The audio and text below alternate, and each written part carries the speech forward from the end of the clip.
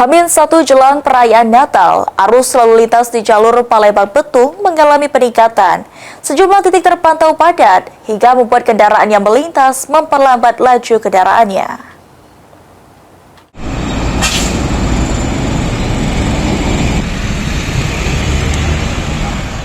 Berdasarkan pantauan PAL TV Rabu 24 Desember 2025 di pos pengamanan kilometer 16 Talang Kelapa Banyuasin menunjukkan arus kendaraan dari arah Palembang menuju Betung maupun sebaliknya ramai. Ramainya arus kendaraan ini telah terjadi sejak Sabtu 20 Desember lalu dipicu meningkatnya mobilitas masyarakat serta aktivitas kendaraan besar.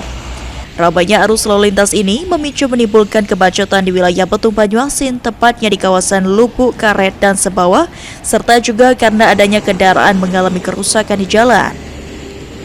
Selain itu juga, kepadatan juga terjadi di kilometer 12 Talang Kelapa Banyuasin, tepatnya di SPBU Sukajadi, akibat antrian kendaraan pengisi solar yang berdampak pada arus lalu lintas.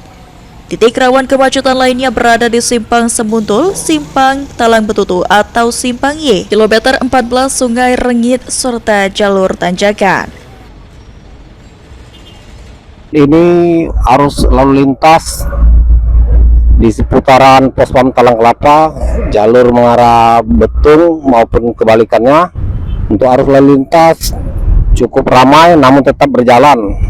Dari hari Sabtu kemarin terjadi peningkatan, dan juga karena kemarin di seputaran wilayah Betung terjadi kendaraan kredit, mungkin arus lalu lintas cukup padat.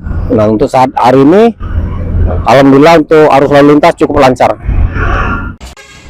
Pospam KM 16 Talang Kelapa Banyuasin sendiri beroperasi hingga 2 Januari 2026 untuk memastikan kelancaran arus lalu lintas selama Natal dan Tahun Baru.